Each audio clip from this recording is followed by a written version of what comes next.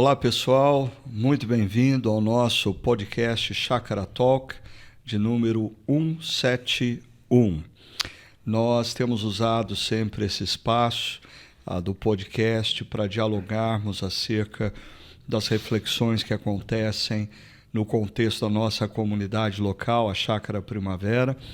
É muito bom saber que você tem acompanhado essas reflexões. Esse é um espaço para nós elucidarmos dúvida, lançarmos outras perspectivas do que foi falado.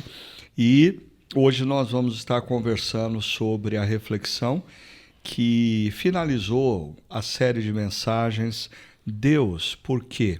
Quando nós tratamos acerca do problema da dor e do sofrimento humano. E mais especificamente, na última reflexão, ou quinta reflexão dessa série, que nós conversamos sobre uma realidade espiritual, quando somos assaltados pelo mal, o mal personificado, o mal pessoal. E para essa conversa, eu convidei para estar aqui comigo o Ricardo Augusto. Seja bem-vindo, Ricardo. Bom estar junto.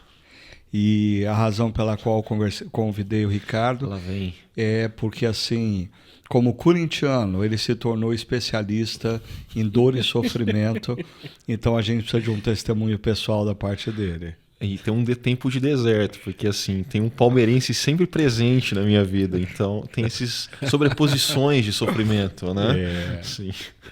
E um cara com quem a gente não conversa sobre futebol, o Hugo, está aqui com a gente também. Café com leite. Para conversar sobre essa temática Deus, por quê? Deixa o meu São Paulo quietinho lá, que ele não fede, não cheira, mas está lá. Deixa quieto lá. E aí, tamo junto. Joia, Hugo com a sua... A gente tem uma brincadeira aqui entre nós, o Hugo com seu xadrez missional, sempre dando um ar mais jovial à nossa equipe pastoral. Seja bem-vindo, Hugo. Estamos aqui. Vamos lá. Nós encerramos essa série, Deus por quê? E ao longo dessa série nós trabalhamos algumas possibilidades para compreendermos o sofrimento humano. Vivemos num mundo em desequilíbrio, às vezes tomamos decisões equivocadas e sofremos hoje porque no passado tomamos decisões erradas. O sofrimento pode ser decorrente da disciplina de Deus, exclusivamente aos seus filhos e filhas, a quem Ele ama e por isso Ele corrige. Falamos de tempos de deserto que nada tem a ver com a disciplina, mas momentos em que Deus cria um cenário para trabalhar questões mais profundas nas nossas vidas. E a última reflexão sobre essa realidade espiritual. Quando o nosso sofrimento é derivado de movimentos do mundo que nós não vemos e que invadem o mundo que nós vemos. Eu queria começar perguntando para o Augusto e para o Hugo, fiquem à vontade, quem quiser responder primeiro. Dessas 5 reflexões que nós tivemos, qual delas, para você, de maneira pessoal, foi mais impactante e por que isso? Eu posso começar? Manda ver. Foi a reflexão decisões erradas ao longo da vida. As outras situações do sofrimento é algo que nos, de certa forma, é imposto ou nos é colocado, né? Mas quando eu olho para trás e nos erros que eu tomei, é minha responsabilidade. Então, eu acredito que como discípulo de Cristo, hoje,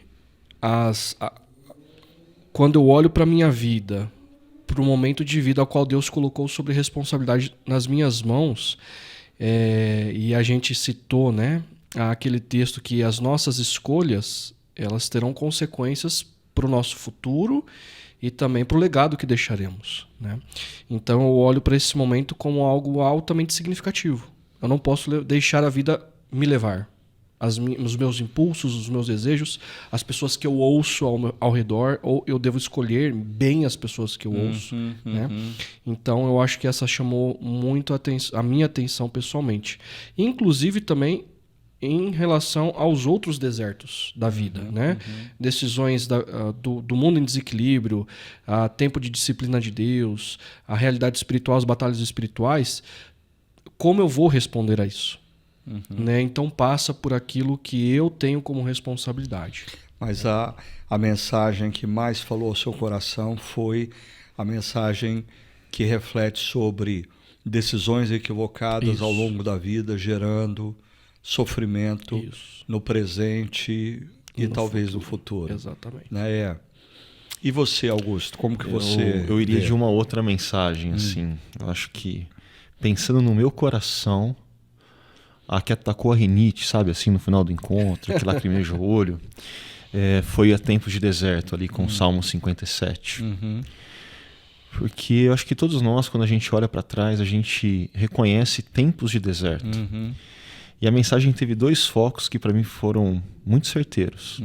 O primeiro era que a gente precisa ser relembrado de algumas coisas que a gente nunca poderia esquecer. E o tempo de deserto propicia isso.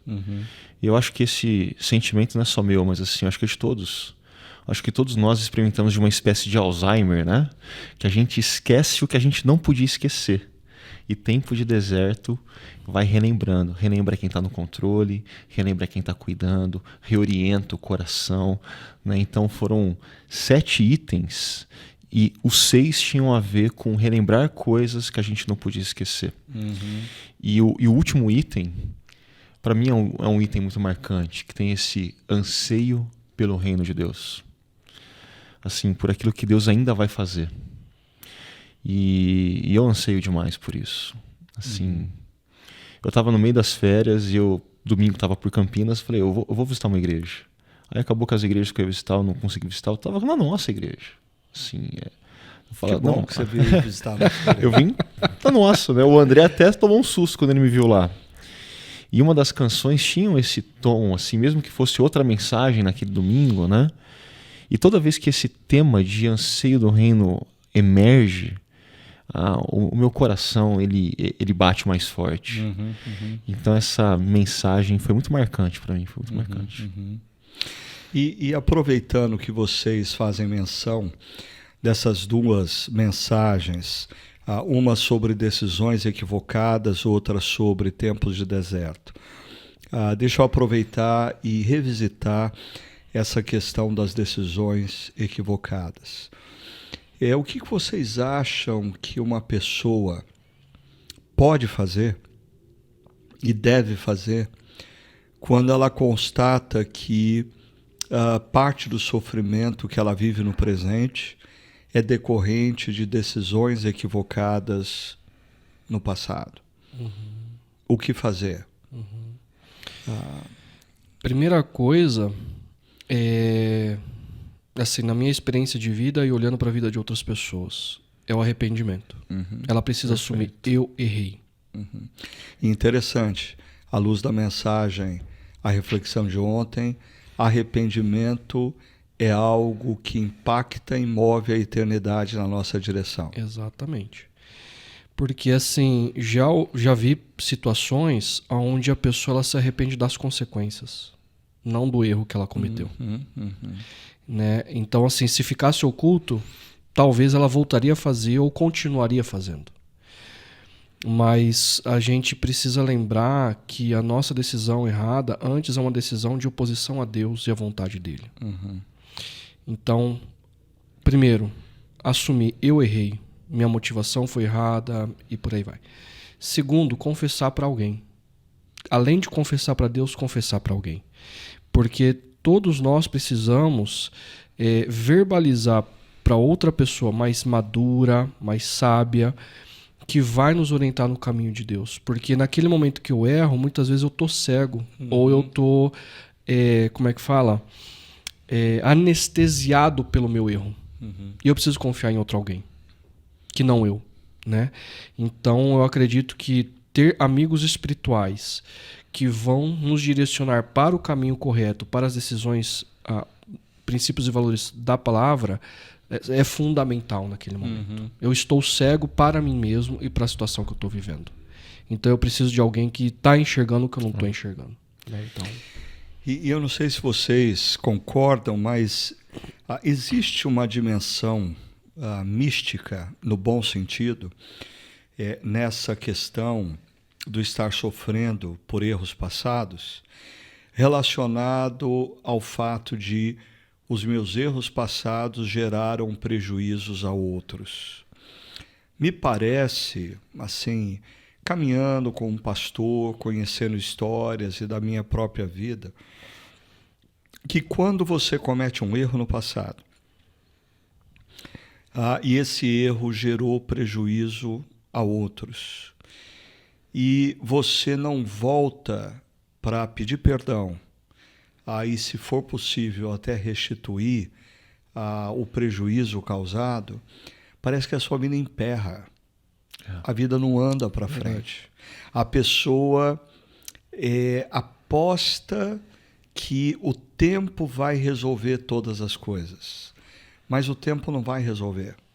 Esse negócio se torna como uma âncora na vida de pessoas. Eu já vi, por exemplo, eu acompanho às vezes a história de pastores, de jovens pastores, e assim, decisões equivocadas que feriram, machucaram, prejudicaram outros, e aí a pessoa tenta tocar a vida, aí a vida não vai para frente, não vai, porque parece ter uma âncora lá atrás que você precisa voltar, você precisa consertar, você precisa pedir o perdão, você precisa restituir, e aí você parece que é liberto para viver o futuro. Né? Eu sinto que existe essa dimensão nessa questão das decisões equivocadas do passado, que às vezes as pessoas relevam. Né? Você falou do arrependimento, é para com Deus, muito importante. Mas se esse erro gerou dano ao outro, eu preciso fazer um movimento nessa direção. Concordo. Né? É que o arrependimento é a primeira parte. E ele precisa vir acompanhado de transformação. Uma transformação à luz daquilo que você compreendeu de quem Deus é e do que Ele faz na história. Então, se as minhas decisões erradas causaram dano a outro, eu peço perdão a Deus em arrependimento, mas esse arrependimento me leva a pedir perdão para aquele que eu prejudiquei. Assim, e se possível, restituir aquilo que eu prejudiquei. Não tem como desassociar. E eu acrescentaria uma coisa que eu aprendi lá no passado, e eu nunca, para mim, se tornou assim uma chave nessa questão da restituição através do perdão. É muito importante a gente distinguir se o dano, se o prejuízo foi pessoal, o pedido de perdão e a restituição é pessoal. Mas se o dano e o prejuízo foi público, o pedido de perdão e a restituição precisa ser pública. Né? Então, se um filho ofendeu um pai no momento de uma conversa íntima, o pedido de perdão é íntimo. Mas se esse filho destratou um pai numa reunião de família, na mesa de jantar, assim, ele precisa restituir isso publicamente. Vice-versa, verdade. Se um pai falhou com um filho, e essa é uma dimensão privada, pessoal, o pedido de perdão é numa caminhada pessoal. Mas se um pai, por exemplo, cometeu um adultério, envergonhou os filhos por alguma questão de problemas relacionados a dinheiro, a dívida, esse pai precisa voltar lá atrás, reunir os filhos e fazer uma restituição de honra, um pedido de perdão público. Então, para mim é muito importante isso. Quando nós deixamos questões não resolvidas no passado, de erros cometidos, isso se torna uma âncora que nos impede de nos movermos para o futuro. Parece que trava a vida da gente. E até lembrando da mensagem desse final de semana, se a gente não separa arrependimento do que ele demanda de nós de implicações em relação ao outro, a gente está dizendo que esse conjunto de coisas na história tem implicações na eternidade. E a eternidade então vai implicar também na história. E até ligando um pouco a nossa última reflexão relacionada à batalha espiritual, né? Eu diria que uma pessoa que cometeu um erro no passado e não resolveu essa questão da maneira correta, indo, pedindo perdão e restituindo da maneira devida, usando uma linguagem do mundo evangélico pentecostal, né? Parece que essa pessoa tem uma brecha por onde a batalha espiritual vem. Porque essa pessoa, ela deu uma brecha para o acusador. Se existe algo que não foi acertado, se existe algo que não foi restituído, a gente está lidando com o acusador. E tudo que ele precisa é uma questão mal resolvida na nossa vida ou não resolvida para vir e nos intimidar e nos acusar. Não, se no texto de Jó sem brecha, entre aspas, aí nenhuma foi acusado, imagina a gente, desculpa, vou trocar a palavra aí, com a ficha suja, né? Com dívidas pendentes. O acusador vai fazer a festa mesmo. E o contrário é verdadeiro. Quando a gente comete erros no passado e a gente pede perdão a quem de direito, a gente restitui o que está dentro da nossa possibilidade de restituir. Ao longo da vida, o diabo pode até vir na nossa direção e, como ele é mentiroso, ele vem com essa dívida que não existe mais. Aí eu me lembro, se não me engano, de Romanos, capítulo 5, aqui diz que nós somos justificados por Jesus e, consequentemente, não há mais dívida. Ou seja, a maneira como a gente lida com essa acusação é dizendo: desculpa, você chegou atrasado, Jesus já morreu por essa dívida, eu já acertei o que eu tinha que acertar, não vem colocando essa culpa no meu ombro, porque ela não me é mais devida, ela já foi paga. Tem a ver com a questão da integridade, não é perfeição, né? Mas tem a ver com a consciência de que o que eu fiz, eu assumi o erro. Se eu tinha uma dívida, eu procurei corrigi-la, né? E restituir na medida do possível. Mas essa dívida não existe mais. Então eu me tornei íntegro por completo, né? Diante de Deus e da sociedade ou da comunidade, né? E aí a minha identidade não está no meu pecado, minha identidade está em Cristo, né? Então essas mentiras do acusador já não, eu não posso assumi-las para mim. Mas é interessante, o Augusto fez menção de que a mensagem do Tempos de Deserto foi a que foi mais significativa, né, para a vida dele, e que a gente precisa, em tempos de deserto, se lembrar de algumas coisas.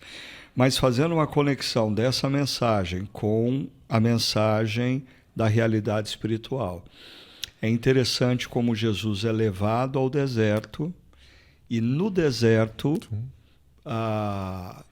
o diabo vem, porque talvez no deserto nós estamos mais vulneráveis, no deserto nós estamos mais fragilizados, e ele vem justamente para colocar dúvida no coração de Jesus sobre o caráter de Deus e a bondade de Deus. E a maneira como Jesus responde é se lembrando do que está escrito. Da palavra. Ou seja, é interessante como os temas eles se relacionam, né? E quando o acusador vai dar uma despertinho também, tentando usar o que está escrito, Jesus lembra que texto fora de contexto vira pretexto, né? Então, a grande história que as escrituras nos fornecem, né, é o contexto ideal para toda história, para cada trecho das escrituras. E Jesus faz isso no meio do deserto, no meio da batalha espiritual, né? Se a gente pegar o Hugo destacou bem, a reflexão número 2, ela é aquela que traz sobre nós maior responsabilidade. Não só para consertar erros do passado, mas para a gente tomar cuidado e buscar discernimento, buscar os caminhos corretos para tomar decisões no presente. Aí, se a gente pegar a mensagem 3, disciplina de Deus, a mensagem 4, tempos de deserto, e a mensagem 5, realidade espiritual, todas elas pressupõem uma coisa. Nós estamos falando de discípulos de Cristo, de homens e mulheres que já se renderam a Jesus. Ou seja, essas mensagens não se aplicam a pessoas que ainda não compreenderam o que Jesus fez e não se renderam ao amor dele. A disciplina de Deus é para aqueles que já compreenderam e se renderam. Tempos de deserto, Deus vai trabalhar na vida daqueles que já são dele, compreenderam e se renderam. E essa realidade espiritual, como a gente viu em Jó, só emerge porque Jó olha alguém que caminha com Deus e diz, ele caminha com Deus por causa das bênçãos de Deus, não por causa de Deus. Né? Então, é interessante a gente refletir um pouco sobre essas 3 últimas mensagens. Elas estão atreladas a uma realidade. Pessoas que já compreenderam quem é Jesus e se renderam ao seu amor e se tornaram discípulos. Ricardo, pensando alto aqui, eu talvez olharia diferente para o tempo de deserto. Porque eu acho que não cristãos que ainda não compreenderam, não se renderam, lidam com desertos. Mas esse tempo de deserto também para ele é uma oportunidade. Não no caso agora de se lembrar, mas no caso de conhecer. De talvez ter o seu primeiro contato, de perceber um Deus que age na história, um Deus que se importa, de um Deus que está no controle. Eu não sei se eu separaria tão dessa forma. Eu acho que desertos acontecem na dinâmica da vida.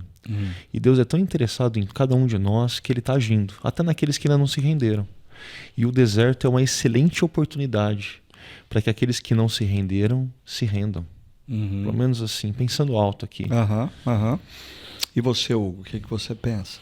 Eu concordo com os dois. Com qual dos Ricardos? Né? Os dois Ricardos. Porque assim, eu concordo que o não cristão ele também passa por tempos de deserto. Né? Mas, no entanto, o que o Agreste coloca é que o discípulo de Cristo ele tem esse discernimento. Sim. Né? Talvez eu esteja passando por isso, por esse momento, para ser lapidado, ou Deus está me colocando nessa situação porque Ele me ama. Ou não, aquele que não crê, como um discípulo crê, ele vai colocar a razão, como é que fala? Joga para o cosmos, joga para o universo, que o universo te devolve. Ele vai tentar racionalizar de outra forma, né?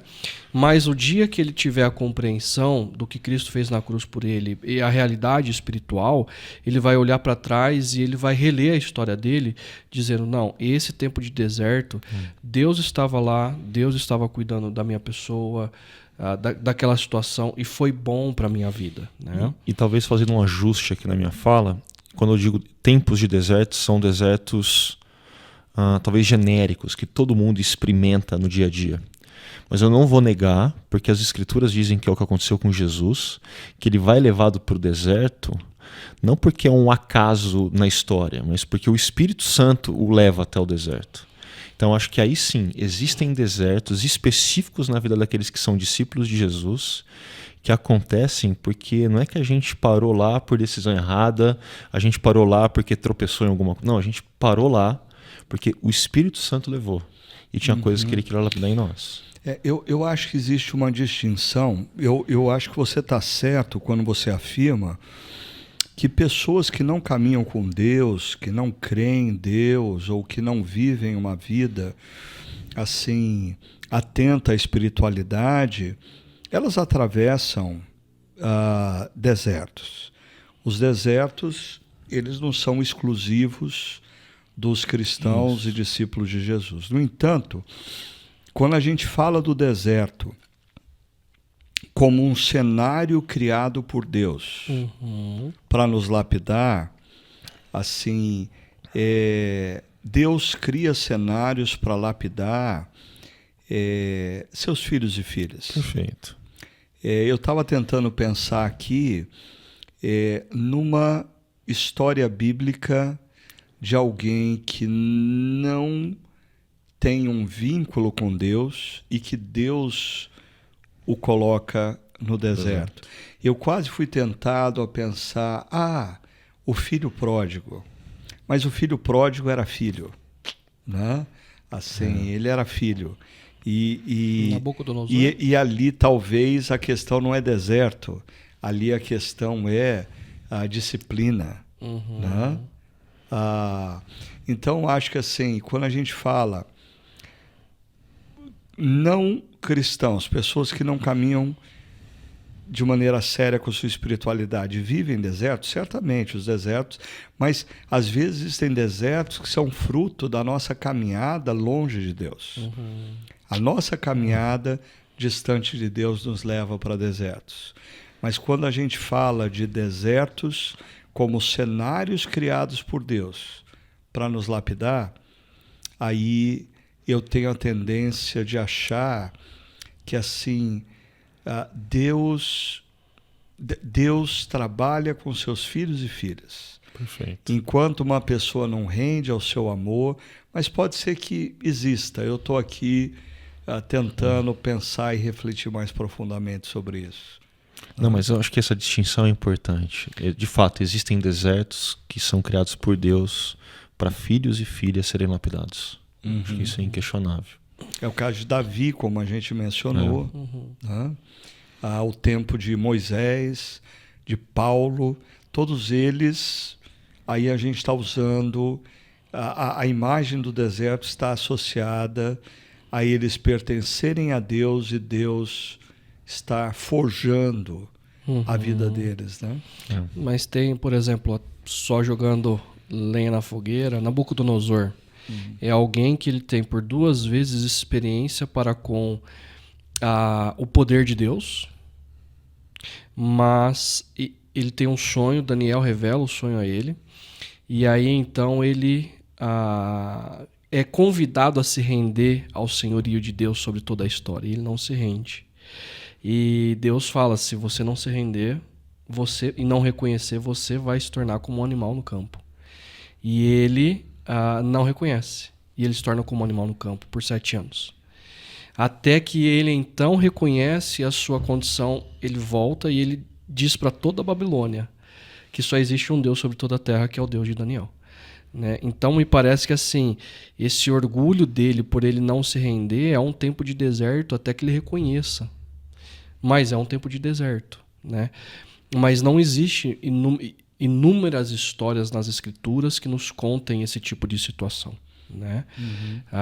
Na maioria dos casos são situações onde existe a clareza de que Deus está, eu estou passando por isso ao lado de Deus. Né?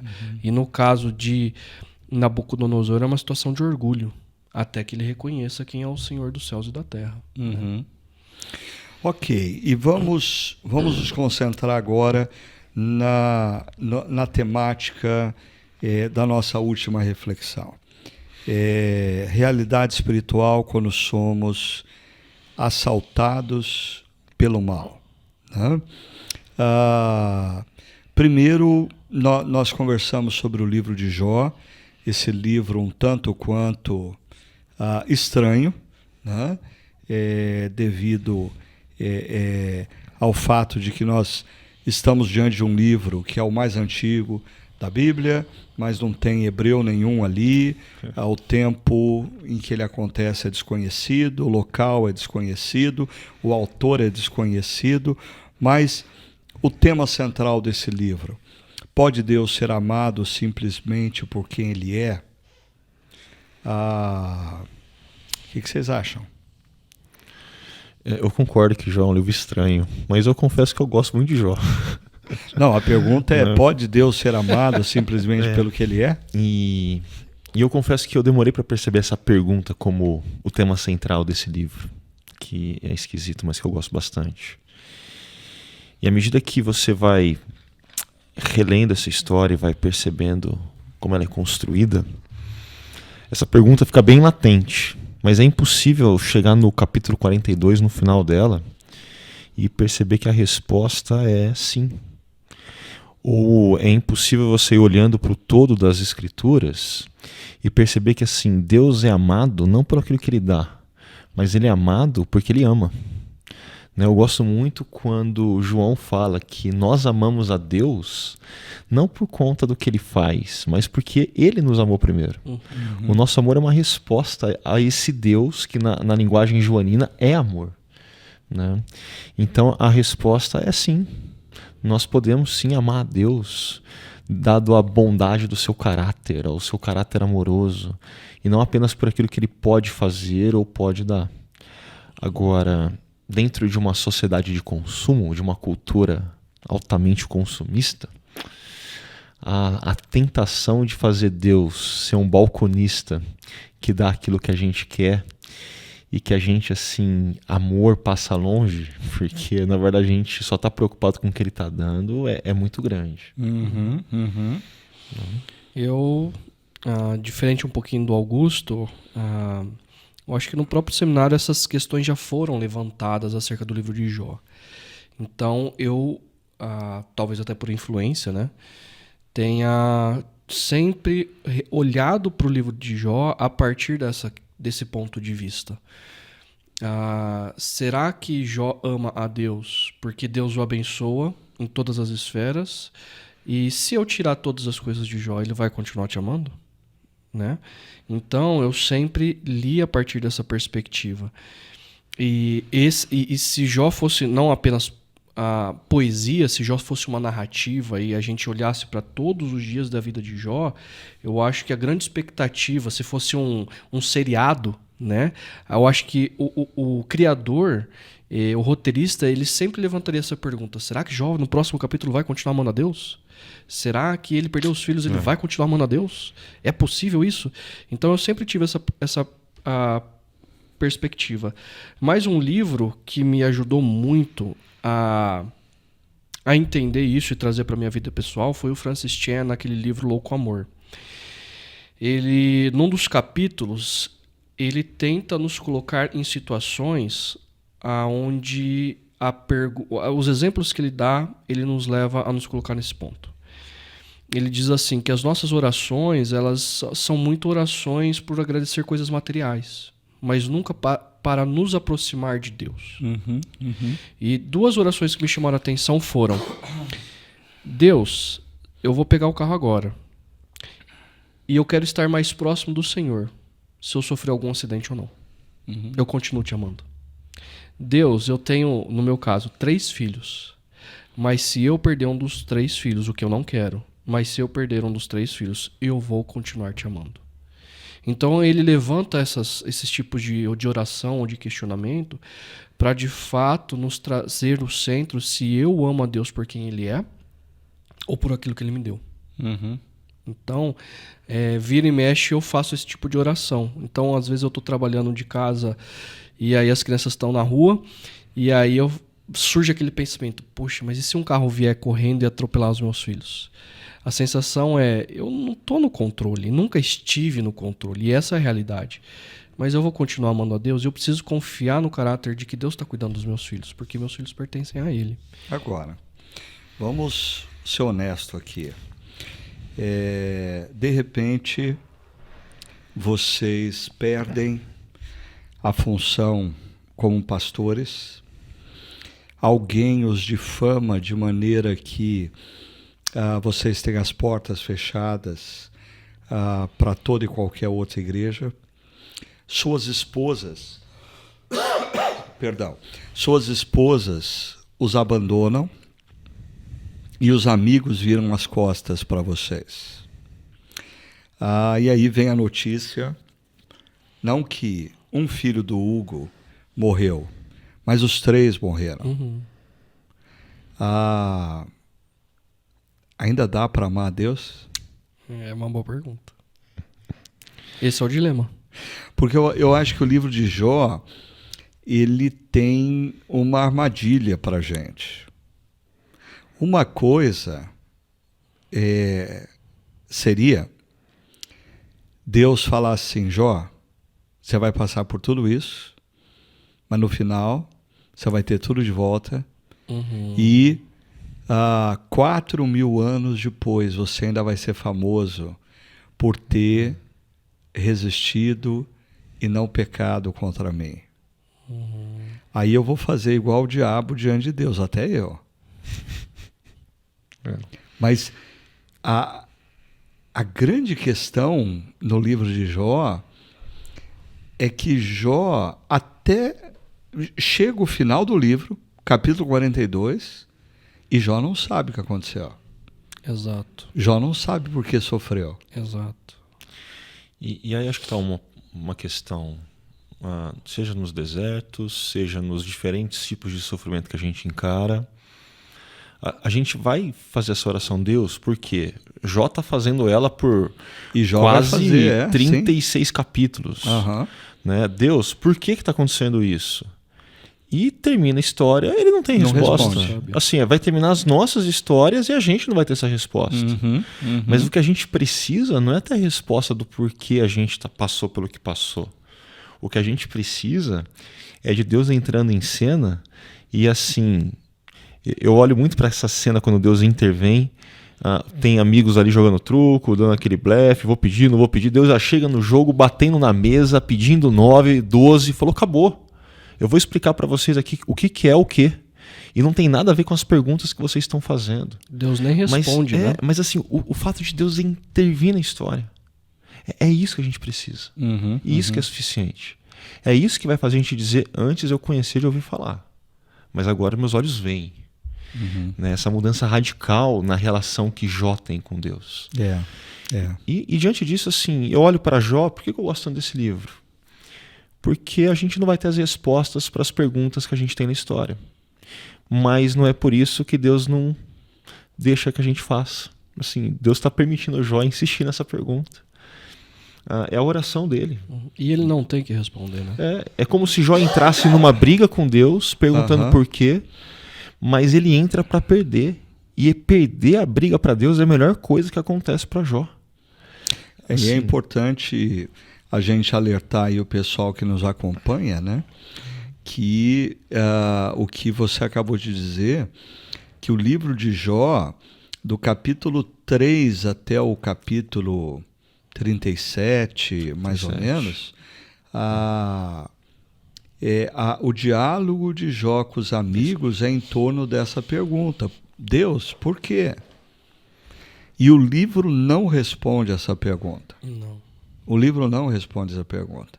Então, existem situações que nós vivemos na história, que nós vamos partir da história e a gente não vai saber o porquê.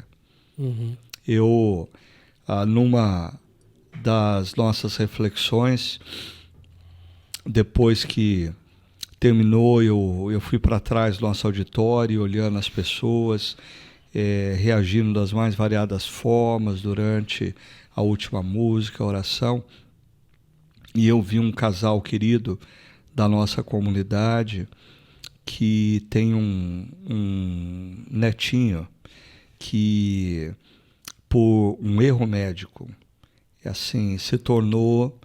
ele vive uma vida vegetal por um erro médico, né? E eu fico imaginando como aquele casal de avós olham aquela situação diariamente e dizem, Deus, por quê? E possivelmente eles vão partir da história sem ter a resposta. Mas eu acho que em algum momento de luz na mente e no coração de Jó, em meio aos questionamentos, Deus por quê, vem uma convicção. Ele diz, eu não sei por quê, eu só sei de uma coisa, o meu Redentor vive. E no fim ele se levantará da terra. Em outras palavras, eu não sei por quê, mas no final eu sei que vai dar tudo certo. Eu sei que é a música lá do tapeceiro, né? Eu vou olhar e eu vou perceber que a vida, a nossa história é uma obra de arte de Deus, apesar de no meio da crise eu não conseguir entender. Duas coisas que eu acho muito interessantes em Jó. Uma, que no momento nenhum, como já foi dito, Jó tem ciência da batalha espiritual. E tudo que acontece na vida dele, tudo que ele perde, ele entende, isso vem da parte de Deus. E aí ele pergunta por quê. Mas em nenhum momento ele sabe da batalha espiritual. E ele é desafiado a confiar no caráter de Deus e no cuidado de Deus. E Deus, quando ele vai se manifestar lá no capítulo 38 em diante, Deus, ele começa a fazer perguntas. Foi você quem limitou os oceanos? É você quem alimenta os leões? É você quem diz aonde os raios eles vão cair? Em outras palavras, eu não tenho que responder sua pergunta. Você tem que confiar em mim por quem eu sou. E acaba. E aí esse é o ponto. O nosso desafio, talvez em momento de sofrimento, poxa, eu não vou ter resposta. Mas eu confio no caráter de que o meu Redentor vive. E ele vai me ressuscitar dos mortos. E tudo vai ficar bem. Né? Em todo sofrimento, a gente, como seres humanos limitados, a gente, Deus, por quê? E tá tudo bem perguntar. Mas algumas vezes a gente não vai ter resposta. E o nosso desafio é confiar no caráter do nosso Deus. E talvez isso sirva de um alerta para ninguém usar essa série de mensagens que nós fizemos para transformá-lo num manual de discernimento para o sofrimento. Exato. Né? E quando uma pessoa estiver passando por um momento de dor, você ir para ela e falar assim, olha, existe essa possibilidade, qual delas é? Porque daí a gente vai estar fazendo justamente o papel dos amigos de Jó. Né? Os amigos de Jó, o que eles fazem é tentar interpretar, é tentar responder a pergunta, Deus, por quê? E eles respondem de maneira equivocada, de maneira errada. Uma das minhas convicções após essa série é sofrimentos são sobrepostos. E muitas vezes não dá para passar uma linha e falar é por causa disso, é por causa daquilo. Né? Então, apesar do sofrimento, o meu papel é confiar no caráter de Deus. Ora, a gente vai ter mais clareza aqui e ali, a gente vai poder olhar para trás e falar, eu errei aqui e ali, mas independente da situação do sofrimento, eu preciso confiar no caráter de Deus. E ele está presente na história e na minha história. Né? Então... Ouvindo vocês, 3 coisas distintas, mas só para não perder aqui da mente. A primeira é que o final de semana inteiro e a nossa conversa até agora, a gente tem falado confiar no caráter de Deus. E a tendência do mundo evangélico brasileiro é falar que a gente confia no poder de Deus. Exatamente. Num Deus que pode fazer todas as coisas. Exato. E a gente está falando para confiar no caráter de Deus. De um Deus que se importa tanto, que ama tanto, que entra na história, paga o preço de uma conta que era nossa, ressuscita para dar vida para nós. A gente está falando de caráter. Né? Esse é o primeiro ponto. O segundo tem a ver com esses muito amigos que o Jó tinha. Porque eu acho que a primeira coisa que acontece quando os amigos entram em cena, eu falo, opa, aqui tá legal. Esses amigos, diante de um amigo que está lidando com profunda dor e sofrimento, o que eles param para fazer é sentar do lado e chorar junto. assim, diante da dor do outro, eu vou chorar com ele como se a dor fosse minha. Eu vou lamentar com ele. E esse primeiro movimento dos amigos, eu acho que é um movimento que Deus orienta na sua sabedoria. Mas na hora que eles entram em, opa, agora vamos construir uma teologia sistemática do porquê o sofrimento está acontecendo, vamos assim pegar um microscópio, botar a vida do Jó debaixo desse microscópio para analisar detalhes e discernir causa e efeito, eles começam a errar muito. Se eles primeiro tivessem lamentado junto e falassem, Jó, vamos confiar na bondade do caráter desse Deus que você serve. Pronto. Bons amigos. Mas o que eles fizeram vai fazer a gente falar muito amigos, esses amigos, hein? Sim, amigo da onça. É porque eles apostam que o problema do sofrimento de Jó é a disciplina de Deus. Assim, é a aposta deles. Assim, e eles... Jó, você fez alguma coisa errada, você pecou e você está sofrendo por isso. E muitas vezes eu acho que esses amigos de Jó, eles assim refletem grandemente o simplismo do mundo evangélico em duas dimensões, né? Deus existe para nos dar prosperidade e quando Ele não nos dá, nós pecamos em alguma coisa. É assim, é o simplismo da lógica de muitas igrejas evangélicas. Deus existe para a minha prosperidade. E se Ele não me dá a prosperidade é porque eu estou em pecado. E não é o caso de Jó, né? Eu queria destacar que aquela ideia de que existem três coisas na história bíblica que nos conectam à eternidade e movem a eternidade na nossa direção. Esse negócio é violento, né? Coisas que nós fazemos na história que nos conectam à eternidade e que movem a eternidade na nossa direção. A primeira delas, a oração. Quando nós oramos, nós entramos em contato com a eternidade. João, na ilha de Patmos, quando ele ora, ele entra em contato com a eternidade. O povo hebreu sofrendo no Egito, quando ora, quando clama, eles entram em contato com a eternidade se move na direção deles. O arrependimento. O arrependimento move a eternidade na nossa direção, né? E o testemunho. E aí eu acho que aqui existe o ponto que nós procuramos enfatizar nessa reflexão, que é pouco enfatizado também na cultura do meio evangélico brasileiro. Ou seja, em toda a história de Jó, o que se espera de um homem como Jó? O testemunho. Ele não tem expertise para lidar com principados e potestades do ar. Ele não fez seminário de batalha espiritual para lidar. Ele nem tem a consciência de que ele está envolvido numa batalha espiritual. Mas o que ele faz é testemunhar.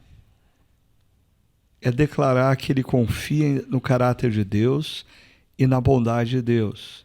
E isso move a eternidade na direção dele, porque Deus olha e diz: vocês viram o meu filho Jó? Uma coisa que, assim, só para quem está nos ouvindo também, parece que assim, então eu não posso questionar a Deus, porque tem o meu testemunho. Eu acho que Jó nos mostra que, como seres humanos e que não entendemos todas as coisas, existe o espaço para o choro, para a manifestação de que está doendo, até mesmo de perguntar a Deus por quê. Ok, mas passou esse período, vem o testemunho. como que eu vou reagir a essa dificuldade e a essa dor? Eu continuo confiando no caráter de Deus e continuo caminhando, né? Então, caminhando na direção de Deus, daquilo que é o correto a ser feito. Esse é o meu testemunho, né? Então, eu acho que existe uma diferença, Hugo, e eu acho que em outras mensagens a gente já colocou isso para as pessoas, entre o lamento e a murmuração. isso. A murmuração é eu falar para as pessoas acerca de outra pessoa. O lamento é eu entrar na presença da pessoa e dizer o que eu estou pensando. Uhum. Quando nós falamos oração / clamor, clamor é sinônimo de lamento. Uhum. Então, essa é uma prática que Jó faz diante de Deus. Muito bom. Ele reclama, ele questiona, o salmista faz. O salmista está constantemente, mas o lamento é quando nós entramos na presença de Deus e nós questionamos diante de Deus. Por quê? Está doendo. Onde o Senhor está? O salmista fala assim, você está surdo, você não escuta a minha voz? Você esqueceu de mim? Você se esqueceu de mim? Até quando? Até quando? Até quando? Mas perceba, o testemunho é o que você diz e como você se porta diante do mundo, Exato. diante das pessoas. Assim, Jó, ele questiona Deus, mas diante dos seus amigos, ele constantemente vai enfatizar a confiança. Eu não consigo entender, mas eu confio no caráter. E se você ler o livro inteiro, do 3 ao 37, quando tem esses diálogos de Jó com seus amigos, é interessante perceber que os amigos estão dialogando com Jó.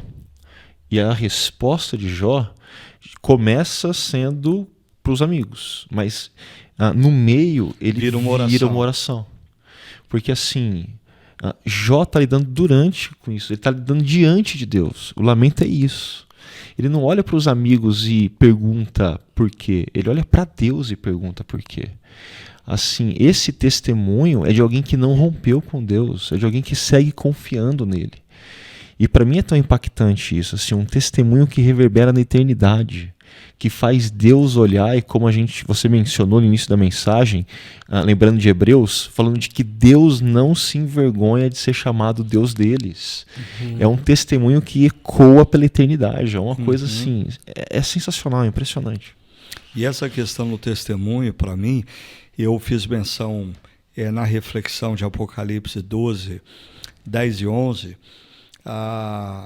a primeira vez que esse texto me chamou a atenção foi ouvindo o Rubem Amorese, que é lá de Brasília. Faz muitos anos. Eu e ele fomos convidados para falar num acampamento que tinha lá em Goiânia, chamado Louvor. Nem existe mais isso. E o Rubem Amorese sempre foi um cara brilhante nas ideias. E eu vi ele discorrendo sobre esse texto e dizendo que o texto aponta para o fato de que duas coisas são essenciais para a vitória sobre o maligno. A primeira delas é o que Jesus Cristo fez na cruz. A segunda delas é a palavra de testemunho daqueles que confiam no amor de Deus demonstrado na cruz. E Apocalipse 12, 11 diz, né? Eles, os nossos irmãos, o venceram, o acusador, pelo sangue do Cordeiro e pela palavra de testemunho que deram. E aí vem uma expressão forte, né? Que me lembra muito Jó. É impressionante como toda a linguagem desse verso 10 e 11 nos lembra Jó. Uhum. Eles venceram o acusador que os acusa diante de Deus, né? E aí diz a palavra de testemunho que deram, porque diante da morte não amaram a própria vida. Né? Essa é uma expressão muito forte aqui em Apocalipse, E que está conectada a essa questão do testemunho, né? E percebam que esse tipo de testemunho só é possível para aqueles que renderam a vida a esse Jesus que venceu. Uhum. Sim, sem que ele, compreenderam a grandeza do que foi feito na cruz, né? Sem ele, sem essa compreensão, sem esse tipo de vida que é rendida a ele, você nunca vai conseguir ter um testemunho desse. Uhum. Eu acredito que, como você colocou no início, a gente vive numa sociedade altamente consumista, preza pelo conforto, pelo bem-estar, né? Qualquer coisa a gente geme. E diante dessa batalha espiritual, ou das batalhas espirituais que nós vivemos, a gente precisa ter esse discernimento do quanto que esse consumo e etc., ele rouba o nosso coração. E quando eu preciso lidar com isso, e o meu testemunho muitas vezes não é só um sofrimento onde eu vou perder a vida, ou eu vou perder... Não, mas Cristo é maior do que os meus bens materiais. Cristo, ele é maior do que o meu conforto, né? Aonde existe uma batalha pelo meu coração e um certo tipo de morte ali. E o meu testemunho não é o meu dinheiro, pessoas, o meu recurso financeiro eu uso, não é ele quem me usa. Uhum. E o meu testemunho é de que eu abençoo vidas através dos meus recursos financeiros. Então, a maneira como eu lido nessas batalhas espirituais no nosso dia a dia, que envolvem parte da idolatria e tudo mais, ela se faz presente. E aí eu estou tentando trazer para esse nosso contexto de conforto, né? Porque a gente olha para Jó, parece que é assim, nossa, batalha espiritual é só quando eu estiver perdendo tudo. Não, mas também nessas pequenas coisas, onde fala, poxa, mas eu vou ficar mais confortável. Não, mas eu tenho que lembrar de que não sou eu que tenho que ser usado pelas coisas e pelo conforto, mas essas coisas é para o bem do meu próximo. Uhum. E Cristo é maior do que isso. Eu acho que essa última expressão de Apocalipse 12:11, não amaram a própria vida, Isso. Vale a pena a gente considerar dentro dessa perspectiva que você traz. Porque, assim, absolutamente tudo que eu posso perder e gerar em mim amargura para com Deus, revela que existe alguma coisa na vida que eu amo a ponto de colocar acima de quem Deus é. Né? Então não preciso perder tudo. Exato. Mas, ok, e se Deus não te der o marido ou a esposa que você sonha? Exato. Ele continua sendo Deus, ele continua sendo bom? E se Deus não te der o filho ou a filha que você sonha? Ele continua sendo Deus, ele continua sendo bom? E se você não conseguir o seu sonho de ganhar dinheiro para se aposentar aos 35 anos de idade? Já passamos, faz tempo, não rolou. Ele Deus continua sendo Deus, Continua sendo Deus continua sendo bom. Mas é engraçado isso, e até porque, não domingo passado no outro, nós tivemos vários batismos. E não não vou dizer a palavra comum, mas às vezes acontece. Pessoas se rendem a Cristo e elas passam a perder algumas coisas. Elas começam a passar por batalha espiritual de maneira mais clara, né? Ou os olhos delas são desvendados. E algo que elas nunca experimentaram antes passam a experimentar por conta de Cristo. E elas estão nos ouvindo aqui. E muitas vezes de fato, isso está acontecendo para que o coração delas tenham ciência de que se de fato eu me rendi a Cristo, ele continua sendo bom, ele continua sendo meu Deus. E é o que Satanás está fazendo, talvez. Eu vou tirar essas coisas e essa pessoa vai continuar crendo, vai continuar se submetendo ao caráter de Deus por elas, ou cristãos há muito tempo, que perdem o emprego, né? Parece que assim, como você falou semana passada, a tempestade perfeita, né? eu vou continuar crendo em Deus, pô, tô fazendo tudo certo, né? E aí, de repente, vem aquela tempestade perfeita. Eu continuo amando a Deus por quem Ele é, né? Então, eu acho que são batalhas que nós temos no dia a dia, onde o nosso coração vem aquela voz assim, cara, Deus tá de brincadeira com você. Né? E aí o nosso coração pode ser levado a desconfiar do caráter e do amor dele. Mas pensando nessa questão do testemunho, né? Para mim ele acarreta muito a gente pensar nessa questão de que somos testemunhas. E que no grego essa palavra tem a ver com mártir, né? Gente que está testemunhando, e dentro desse contexto, na história, tem duas alternativas. Ou diante desse testemunho, situações são mudadas, são transformadas, você vê as realidades sendo mudadas de forma significativa. Como a gente olha na história bíblica, aconteceu em várias cidades em Atos, mas como a gente também olha na história bíblica, por exemplo, em Atos, uma alternativa possível, em vez de transformação, era sofrimento. Assim, o testemunho na história acarretava em sofrimento. Mas quando a gente olha que existe algo a mais do que apenas aquilo que acontece na história, e esse testemunho gerando transformação na história ou não, gerando sofrimento ou não na história, o ponto é que na eternidade ele está ecoando. Deus está olhando e está sorrindo. Exato. E é interessante, Apocalipse 12, 10 e 11 fala assim, olha, e eles, os nossos irmãos, venceram o acusador pelo sangue do Cordeiro. Ponto. Nós já temos essa vitória, mas na história, pela palavra do testemunho que deram. Então, até para quem está ouvindo a gente, já fica o meu incentivo da palavra final. Assim, na história, nós somos capacitados pelo Espírito a vencermos Satanás. Pelo poder, pela palavra do testemunho.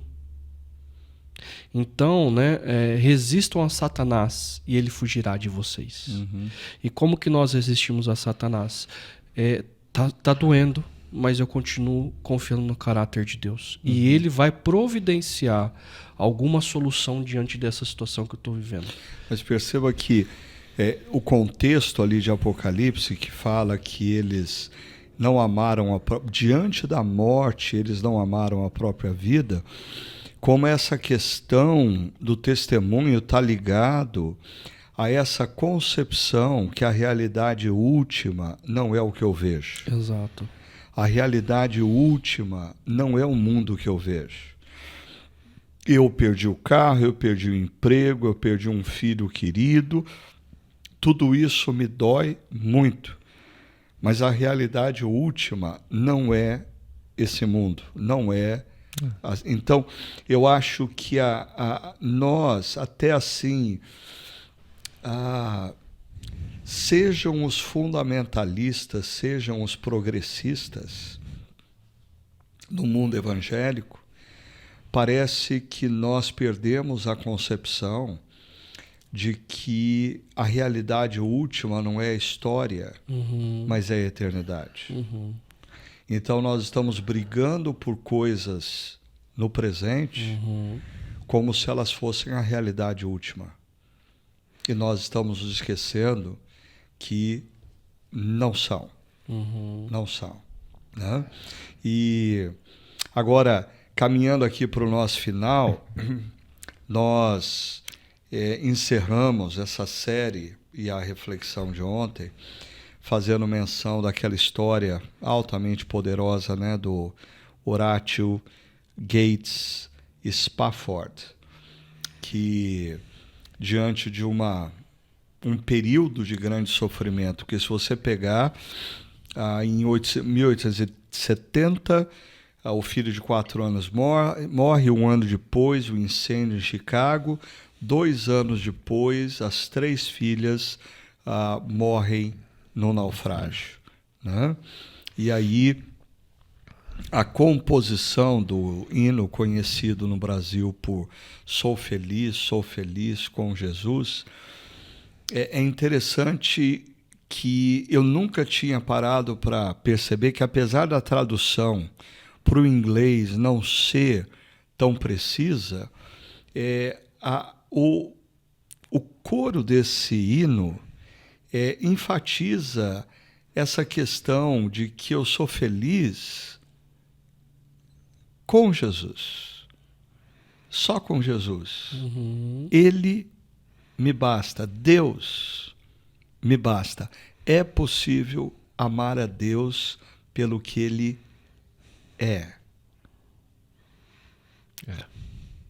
E eu me lembrei de uma história que num monastério, um monge, ele tinha um hábito de toda manhã entrar no lugar da oração, onde tinha a imagem de Jesus, e ele se assentava na frente da imagem e ele ficava olhando a imagem, isso por horas. Aí, e era a prática dele por anos.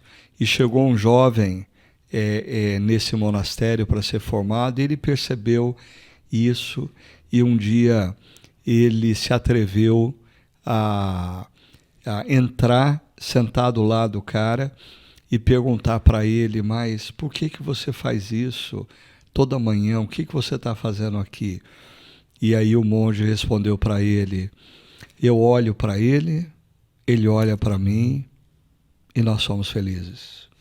Ou seja, é a pessoa, a presença de Deus, que é a fonte primária da minha realização e da minha vida, não as circunstâncias que me cercam. Me lembra quando perguntam para Jesus qual é o maior mandamento: amar a Deus acima de todas as coisas. Eu acho que daí, e esse é um desafio nosso, eu acho que para cada ser humano, para cada discípulo, ao longo de toda a existência, amar a Deus acima de todas as coisas. Tendo tudo, tendo nada, nos momentos bons, nos momentos difíceis. Ele é a fonte da nossa alegria, é Ele que nos completa, né? E eu acho que esse é o nosso desafio. Amar a Deus acima de todas as coisas. Ele olha para mim, eu olho para Ele e nós somos felizes. Né? Perder os filhos, perder os bens como Horácio e falar: sou feliz com Jesus. Né?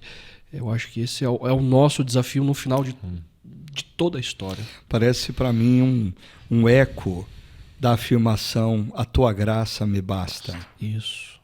Né? Isso. Diante de toda essa série, principalmente dessa última reflexão, qual o último desafio que vocês dariam pastoralmente às pessoas que nos acompanham? Qual seria a sua última palavra diante da finalização dessa série sobre a dor e o sofrimento? Eu não sei se eu daria um desafio, eu acho que eu daria um consolo. Sempre no final dos encontros, pastores e presbíteros estão à disposição para orar. E ao longo dessa série, quando eu terminava de orar com as pessoas, assim, eu olhava para o auditório e não tinha mais ninguém, porque era muita gente pedindo oração. Isso me aponta que a gente está lidando, que as pessoas estão passando por meio de dores e sofrimentos. Elas estão passando por desertos, elas estão lidando com batalhas. E a minha palavra de consolo é dupla. Lembrem-se de 1 Coríntios 10:13, aonde Deus promete limite na tentação, no sofrimento, e Ele também promete provisão.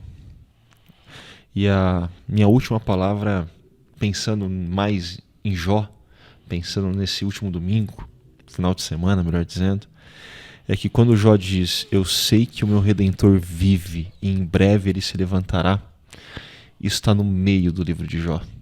Sim, está no centro. Assim, se Jó pergunta por quê, se Jó consegue manter a sua confiança no caráter de Deus, mesmo diante do sofrimento, mesmo questionando a Deus, é porque no centro do coração dele está essa esperança, que ele sabe que o Redentor vive e que vai se levantar. Inclusive eu pensei que quando você levantou do hino, você ia falar que o último estrofe é quando ele fala do anseio pelo reino que vem, né? Mas essa é uma palavra de consolo. Deus vai dar limite, provisão. Deus é aquele Redentor que vive. E o reino vem. E a minha palavra é: Deus nos fez povo dele, Deus nos fez família dele, né? Então, minha palavra de incentivo é: não caminhe sozinho. Boa. Tenha amigos espirituais, procure um grupo pequeno, permita com que pessoas entrem no seu deserto. Entre no deserto de outras pessoas e juntos, né, cada um no seu momento de dificuldade, nós, empoderados pelo Santo Espírito, mas, apesar da dor, testemunharmos juntos no mundo onde não se tem esperança, no mundo altamente desenganado, a gente pode dizer e testemunhar que o nosso Redentor vive, apesar da dor do sofrimento, que nós possamos manifestar a esperança que há em Cristo, né? Cada um na sua dificuldade, juntos manifestarmos a esse testemunho de que não é Satanás que tem poder sobre nós, mas é Cristo. Amém, amém. Ontem, quando nós terminamos a noite, uma pessoa veio me procurar e até falou que ia mandar a pergunta aqui para o Chácara Talk. Eu estava até procurando para ver se a pessoa tinha mandado aqui nos meus e-mails, mas ela me adiantou que a dúvida dela era sobre a oração, né? E eu queria encerrar esse nosso podcast enfatizando isso. Eu acho que duas coisas nessa série ficam muito fortes para mim. Uma, destacada pelo próprio Hugo, assim, as razões, elas são sobrepostas e talvez a grande questão não é eu saber a razão, mas é eu ter a convicção. A convicção de que Deus tem caráter, Ele não brinca comigo e Ele é bom. Mas a segunda coisa é que o sofrimento me leva à oração. E a gente não pode abrir mão da oração. Mesmo quando, que era a dúvida dessa pessoa, mesmo quando nós estamos diante de Deus pedindo a coisa errada, nós precisamos continuar diante de Deus, porque quando a gente insiste diante de Deus em pedir a coisa errada, Ele gradativamente vai lapidando o nosso coração, a nossa mente, a gente vai percebendo assim o nosso pedido mudando, sendo formatado, até a hora que a gente se pega simplesmente dizendo para Deus, a tua graça me basta. Mas a gente não pode abandonar a prática da oração. Ela é fundamental na nossa caminhada em meio à dor e ao sofrimento. Eu queria agradecer você que acompanhou aqui esse bate-papo entre amigos e queria convidar você para no próximo final de semana, dia 6 e 7 de julho, participar com a gente um dos encontros lá na Chácara Primavera. Nós teremos um momento de celebração da ceia do Senhor. Vamos estar conversando sobre aqueles 2 discípulos que estavam vivendo um momento de dor e sofrimento, mas Jesus caminhou ao lado deles e o momento que os olhos deles se abrem é justamente o momento do partir do pão. Venha partir o pão conosco, venha beber do cálice conosco, venha se fortalecer e renovar a sua caminhada com Deus. Sábado, às 18 horas, no nosso Espaço Paineiras. Domingo, às 9 horas da manhã, no Espaço Barão. Ou domingo, às 9, às 11 e às 19 horas, no nosso Espaço Paineiras. E no final de semana seguinte, nós vamos dar início a uma nova série, na qual nós vamos conversar sobre identidade. A nossa real e verdadeira identidade em Cristo. Não perca, ok? Deus abençoe grandemente a sua vida e muito obrigado ao Augusto e ao Hugo pela companhia aqui em torno da mesa.